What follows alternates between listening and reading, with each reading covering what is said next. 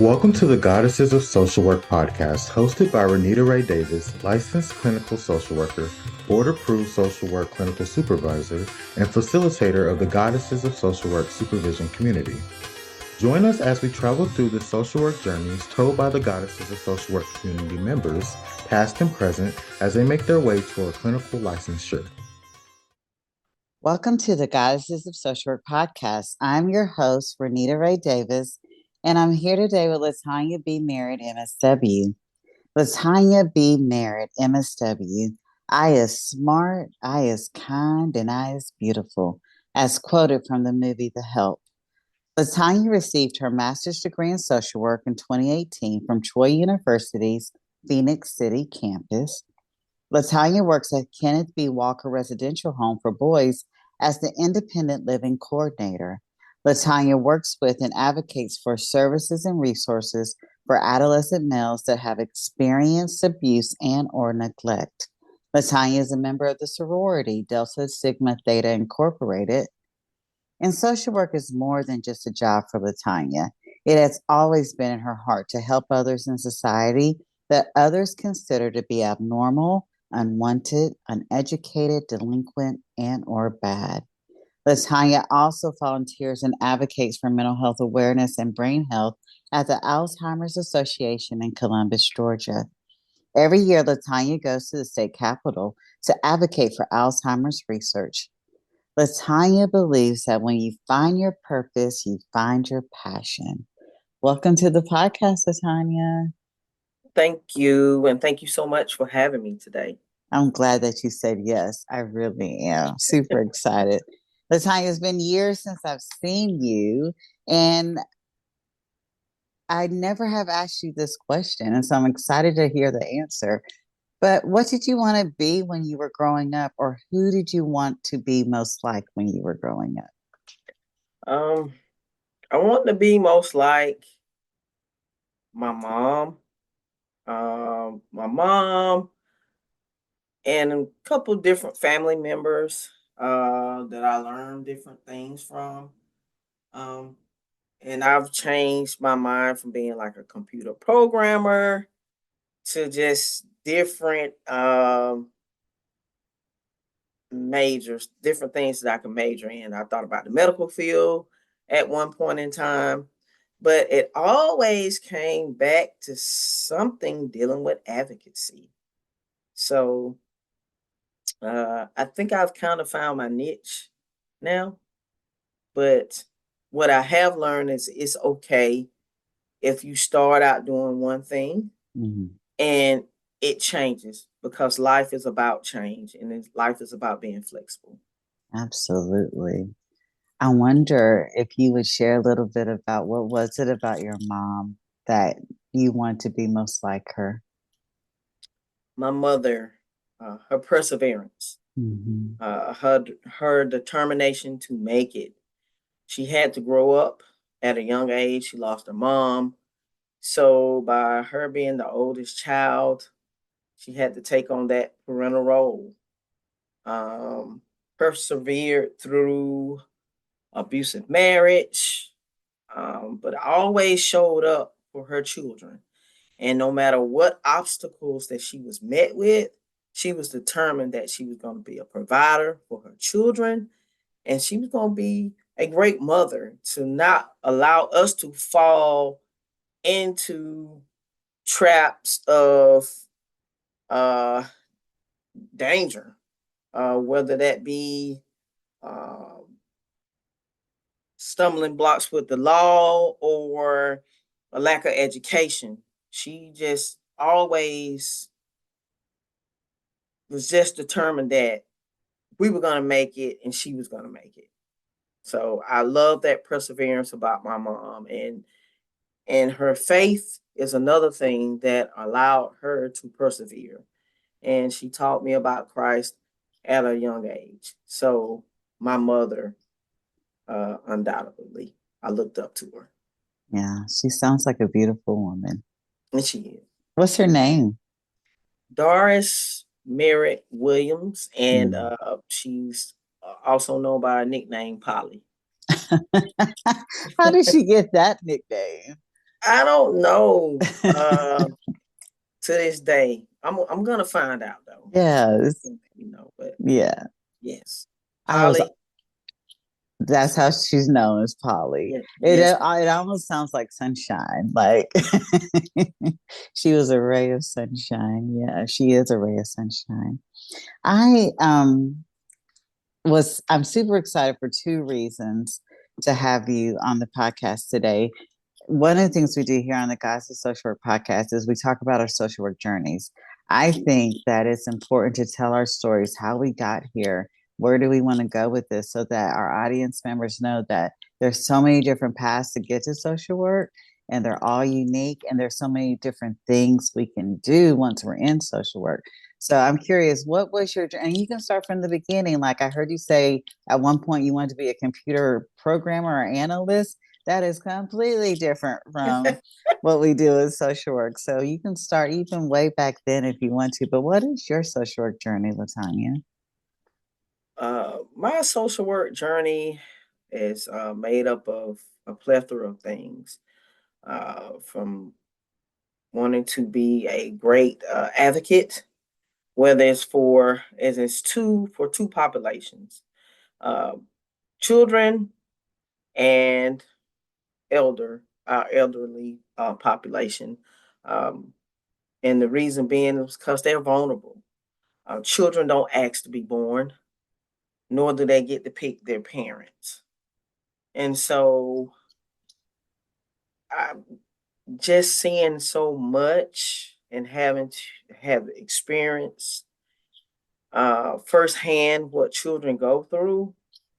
I just want to make it a better world, or teach the children how they can persevere and that their past doesn't have to dictate their future. This is the hand that they were dealt, but they don't have to stay, in that moment.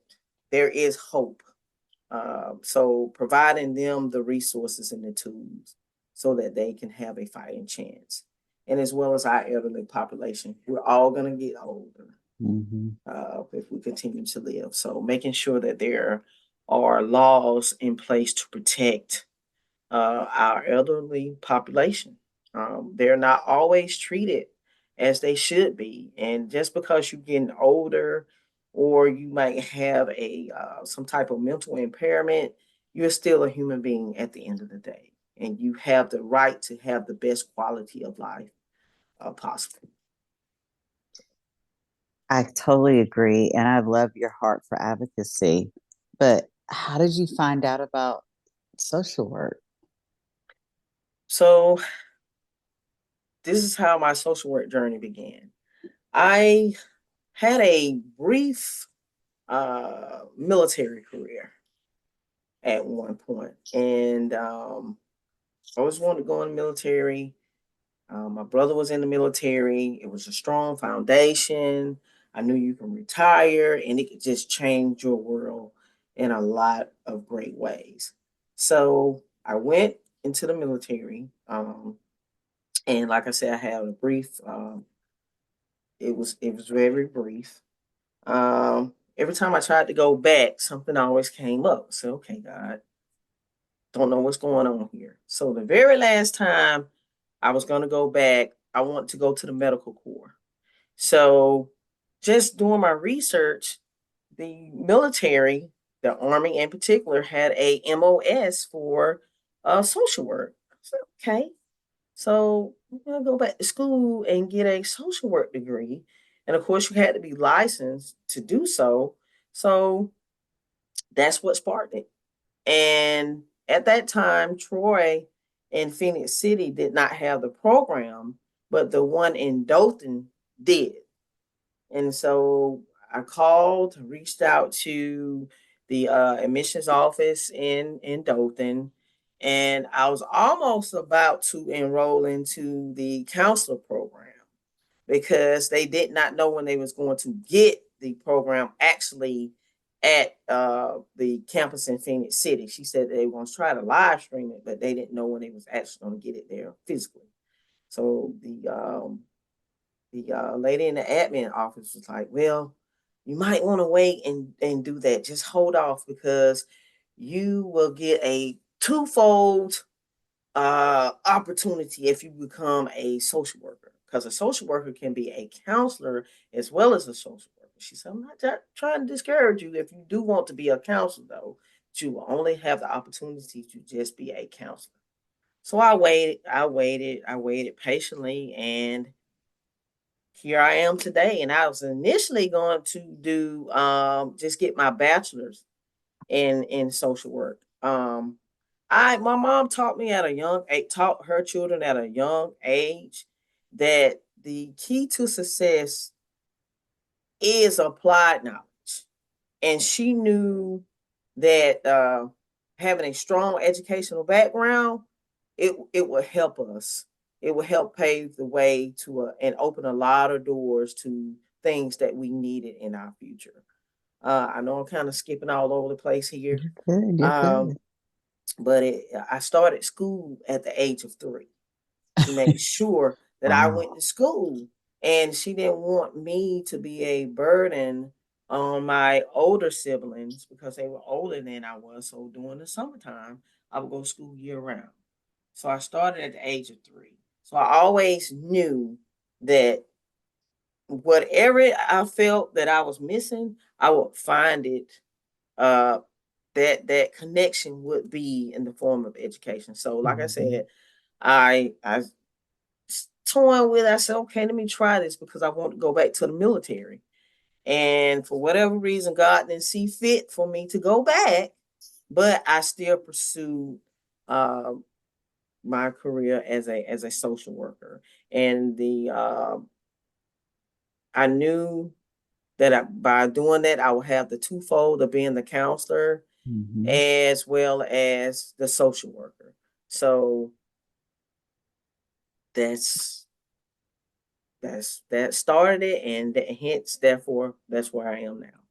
Yes, If and that we're makes any it sense makes to you. perfect sense, and we're Okay. so glad that someone with such a big heart for advocacy ended up in the social work field. I'm going to thank you for the social work profession that you ended up with us.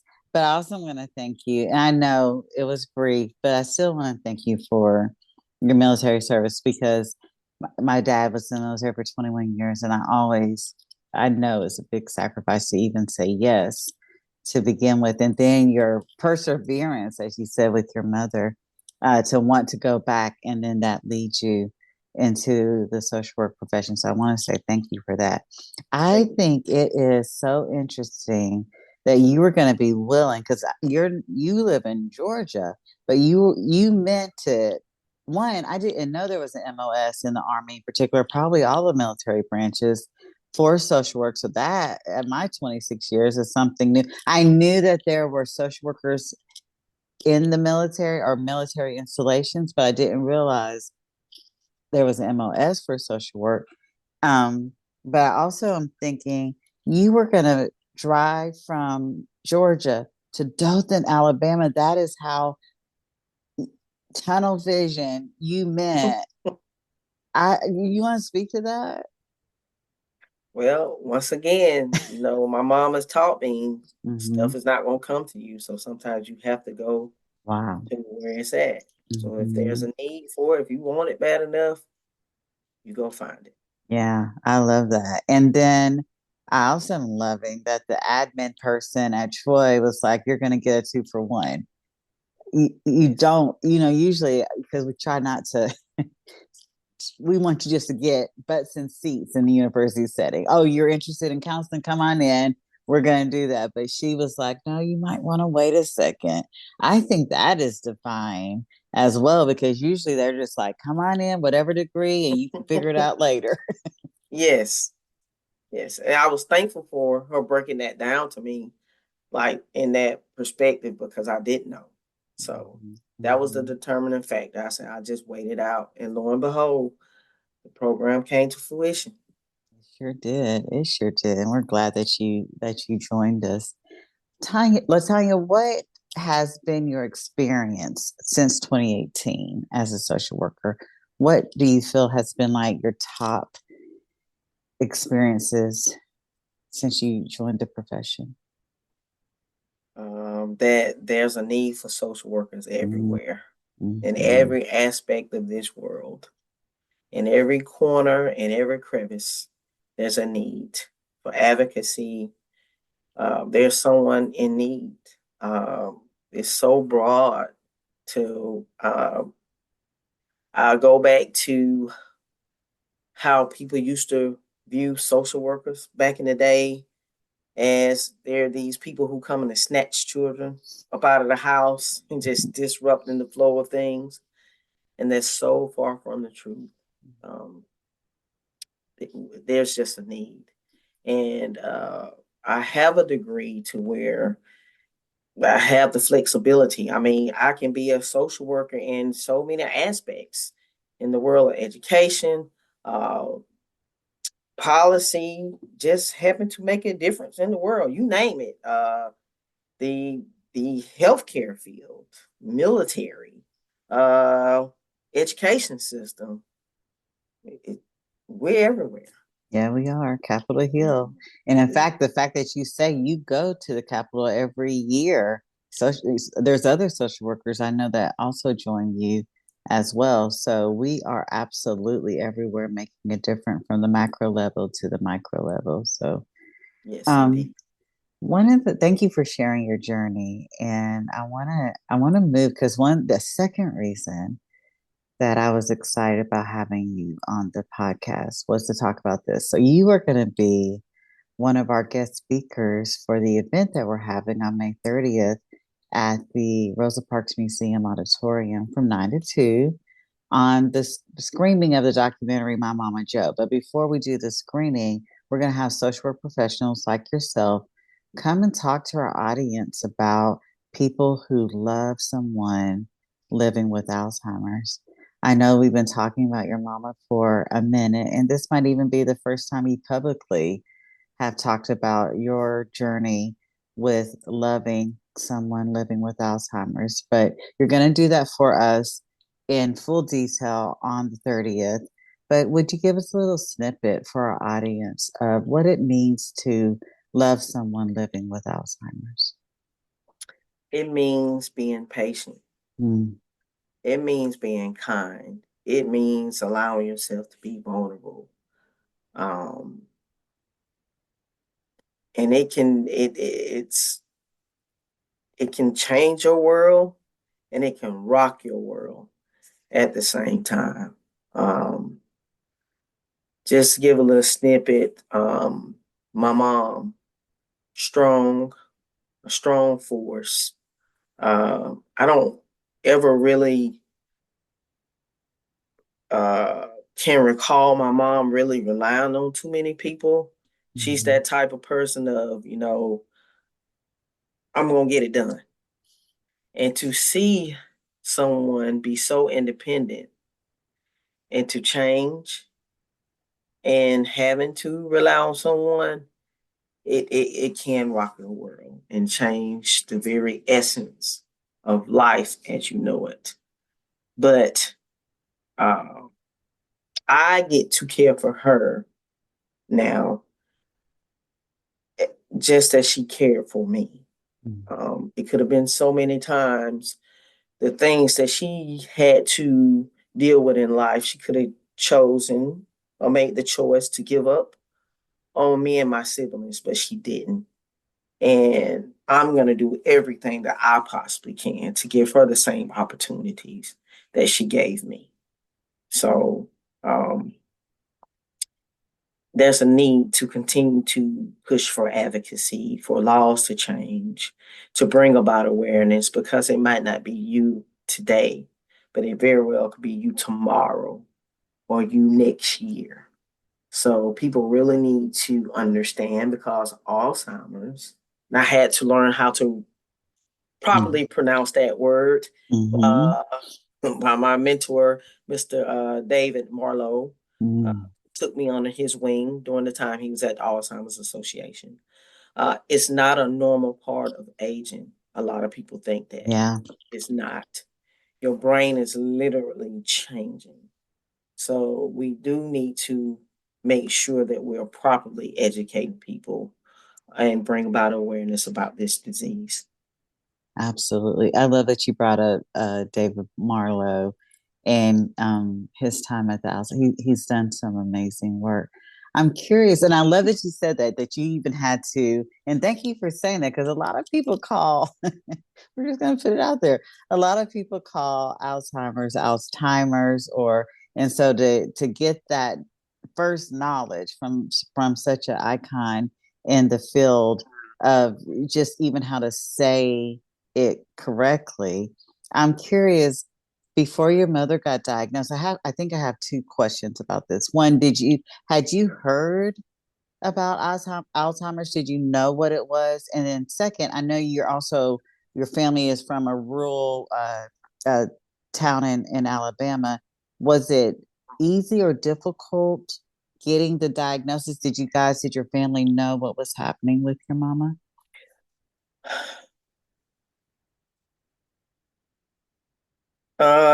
In an essence, I didn't live with my mom at that time, but my brother lived next door, and my aunt noticed some changes as well. And my brother, who visited mom from time to time, but would come in and stay from time to time, noticed some changes as well. So there was some subtle changes there, and then that led us up to having to go to the doctor. And it was some ugly things that, this disease can uh it can really shake some things up to the core with your family if you're not prepared. I don't know how you can be prepared uh for um this life-changing event or situation, but uh it can really present some challenges, and if you can't be prepared enough for it.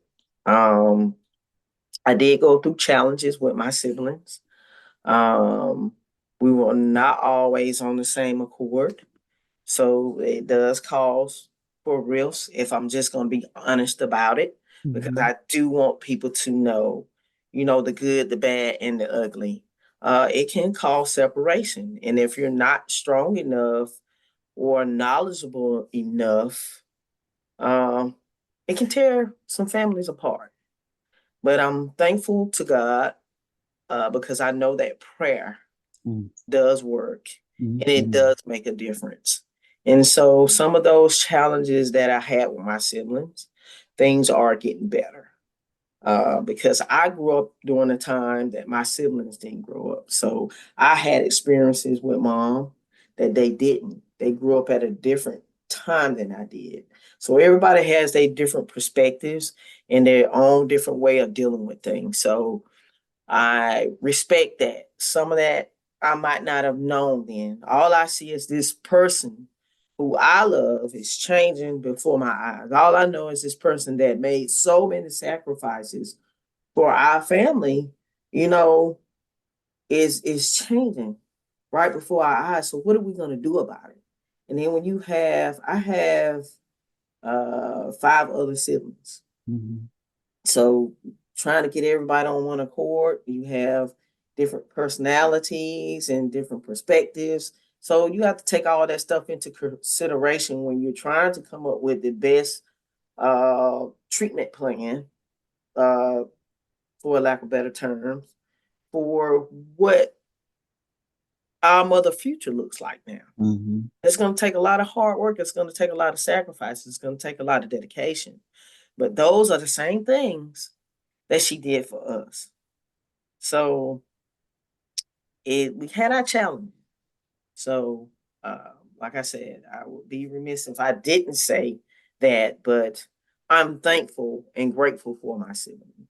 Yeah, of And course. I'm thankful and grateful for the foundation that my mom laid for us to not fuss, to not fight. That was not allowed in our household. She would tell us, I had to be the mom and the dad here, so there's no fussing and fighting in this household. We're gonna kiss and make up, Mm. we doing things of that nature. So, but everybody was affected by this in their own way. So, Mm-hmm. yes. Mm-hmm. One of the reasons it was so important to me to bring this event to Alabama specifically was when I watched the film for the first time and talked to Dr. Caldwell, who's the film's producer. He talked a lot about not having information, resource, or support. And when I think of information, resources, and support, I think about social workers. That's what we do, right? And Yes. I'm curious, did you have any experiences with social work, or even since you are one whose family has loved someone living with Alzheimer's, um, and you're a social worker, how do you see the role of social work with this particular population? There's a need. Mm-hmm. Um, because some people don't know what this disease is all about and the trauma that comes with it.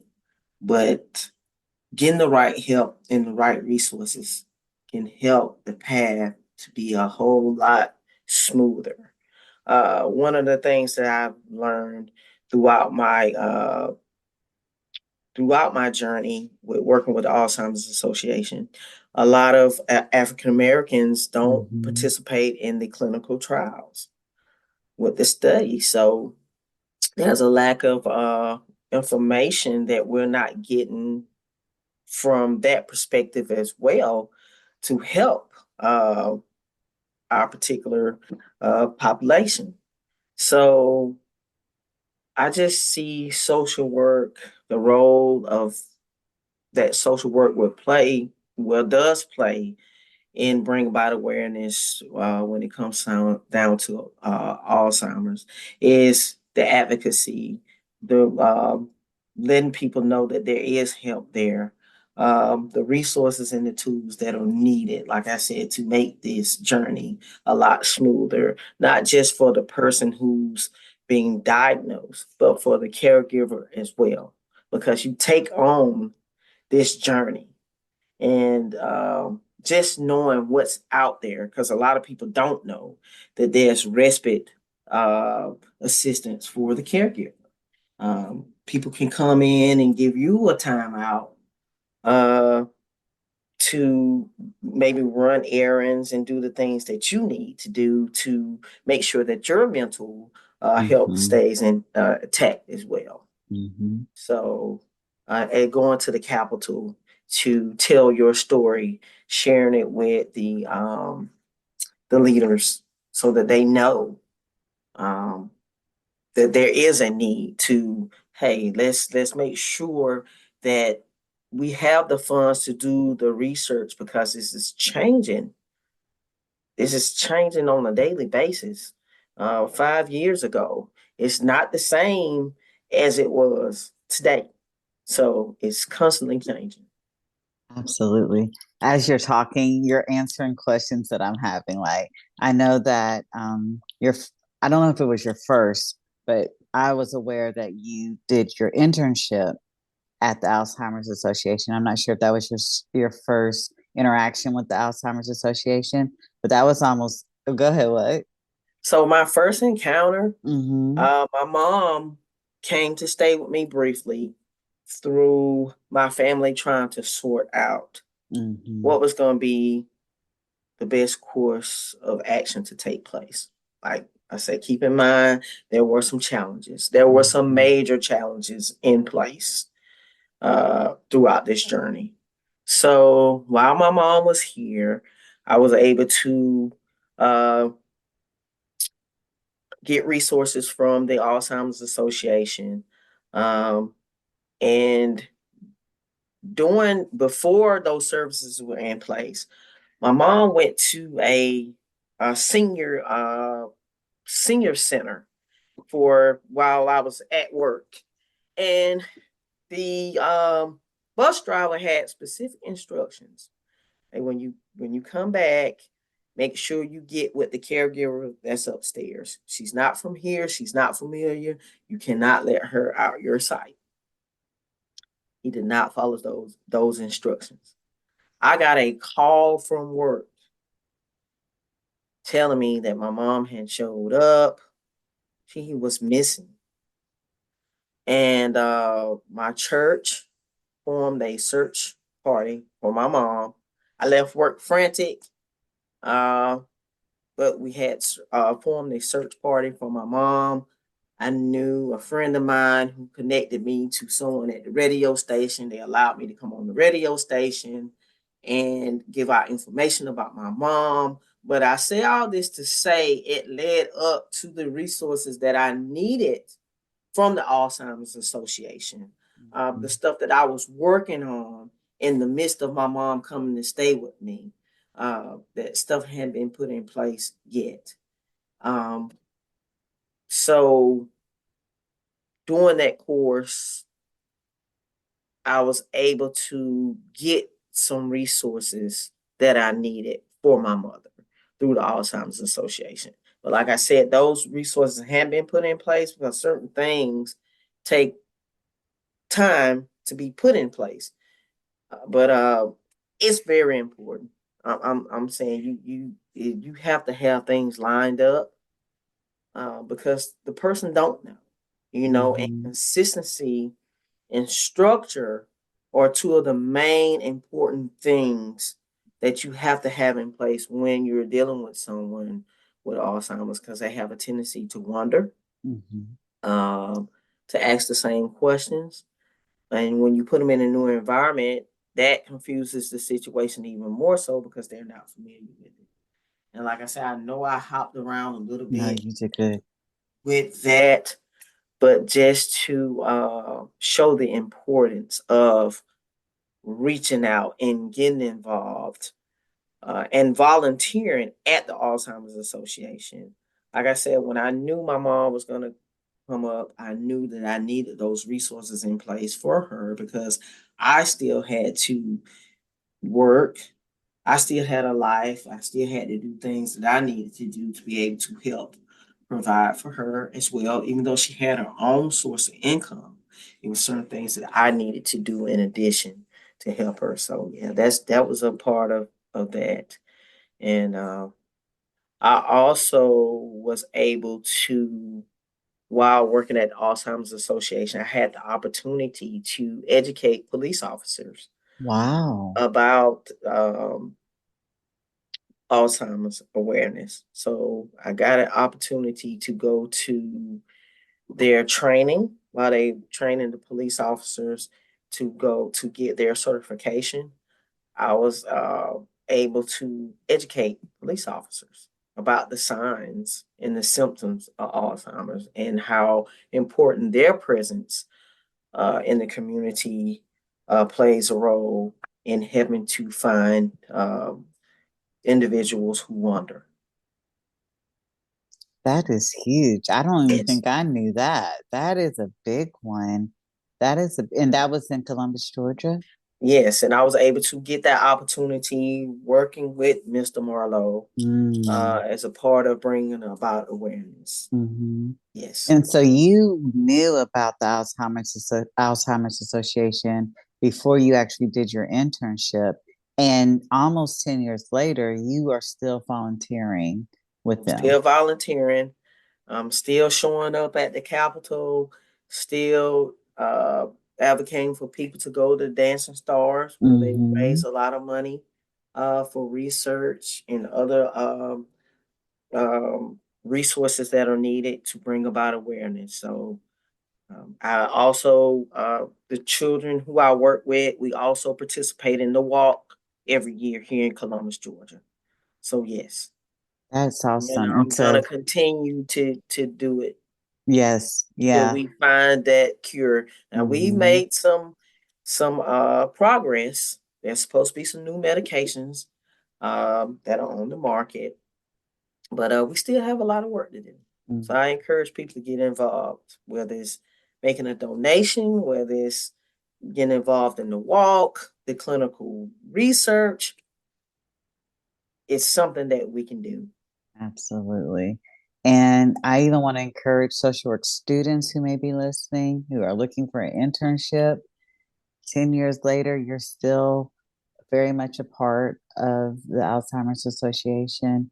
and this could be a great internship. But if you're not a student, our social work code of ethics, if it's a social worker listening right now, our social work code of ethics say that we are supposed to be volunteering. So the Alzheimer's Association is a great place for you to volunteer as well. And I talked to someone, my previous podcast, the one right before this one. She said once they get you, they don't let you go. You agree? I agree. I agree. And I will be Yes. forever connected to the Alzheimer's Association. It was a no-brainer for me where I was going to do my internship at. It was just a no-brainer. And I'm so very thankful and grateful for all the help that I received from that organization. So very grateful. That's beautiful. LaTonya, thank you so much for sharing a little bit about your journey with your mother, who laid such an amazing foundation for you and for the work that you are continuing to do. I was really excited about having you on for you to share that. And I cannot wait for us to get a fuller picture of this and see you in person on May 30th at the Rosa Parks Museum auditorium from 9 to 2 for our event. Greatly looking forward to it. Yay. I'm gonna shift our questions back to your social work journey a little bit. And I always love asking this question, especially for someone who's been in the field for a long time like you have. What is one belief about social work that you started on this journey with that you feel has changed the most?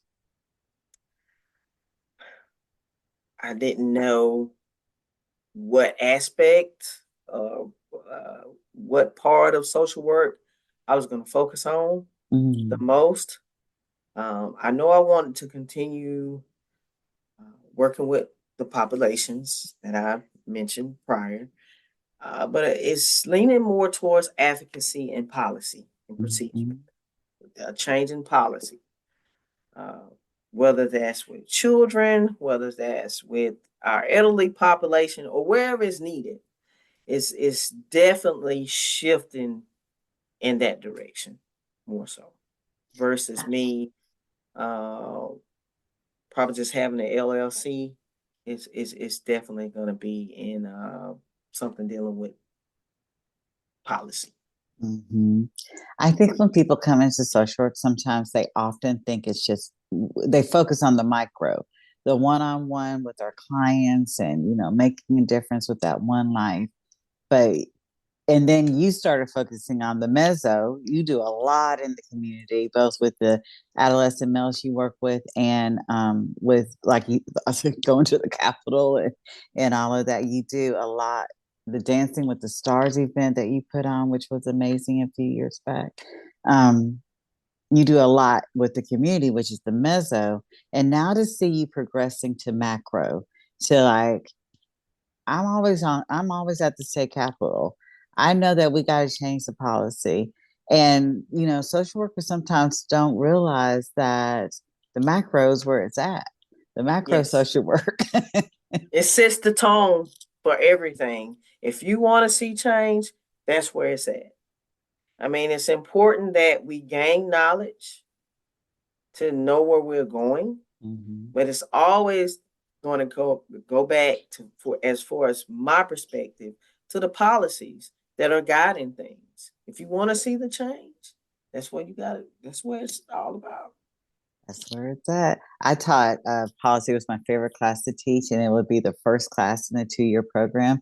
And people were like, "I just want to get to the good stuff," and I'd be like, "This is the good stuff," because it's absolutely what you're saying. When you're doing the micro work, you're doing it based on the policy that's been created, right? Yes. And so the policy, like you said, I love how you said that. It sets the tone for the work we're doing on the micro and the meso levels. So I'm excited to see what you end up doing on a macro level. You're already doing it, but like fully put both feet into that macro level is going to be great for you. Just asking God for the guidance and Yeah. wherever He sees fit for me to be. So You gave us an amazing prayer. If you're praying like that over yourself, you gave us an amazing prayer before we hit record. And so if you're praying over yourself like that, you're absolutely going to get the guidance. And I'm excited to be able to be a witness to that and to say, I knew you win. I knew you win. And you played a role in this as well. Yeah. My professor. So I have to give credit where it's due as well. I always tell, because I love, y'all are doing such great things. It's always so important to me that you guys go way beyond anything I could have ever dreamt for myself. And to be able to see you guys doing that, it's just, please just always shout me out like, hey, Renita. And I'm going to be like, I knew it. I knew you were going to do great things. And LaTonya, I've always known you were going to do great things. You're doing great things now. And I'm really honored to be able to witness that. I have a final question, and just kind of the word abundance is coming to mind right now, and so I'm curious. You talking to us about we need this for the young people, and we need this for our elderly population, but where do you see the abundance within our social work profession? I just say everywhere. Everywhere. Yeah. Like you said, we're everywhere too, right? It's everywhere. Yes. Yeah. Absolutely. Absolutely. Do you have thank you for coming on the Social Work Goddesses of Social Work podcast. I'm so thrilled that you said yes. I'm so thrilled that you're going to be one of our guest speakers on the 30th. And I'm curious, do you have any final words for our audience that you want to leave them with? Be the change that you want to see. Don't be afraid. Step outside the box. Don't allow people to put limits on you. And just take that chance. Sometimes things are easier said than done. But I always pray that God doesn't allow me to leave this world with dreams on the inside of me. So dare to dream. And don't worry about what people say. You are who you are for a reason. So God created us with all different talents for a reason. So dare to be great. That's it. I love that. That was wonderful. You're going to be on that big stage. You are going to be on that big stage, and I cannot wait to see it. LaTonya Merritt, thank you so much for coming on the Goddesses of Social Work podcast. It was such a joy having you. And thank you for the opportunity. Thank you for listening to today's episode of the Goddesses of Social Work podcast. We are glad you were here. If you like this episode, please come back to hear more stories of the journeys through social work, and please leave us a review on Apple or Spotify. See you next time here on the Goddesses of Social Work podcast.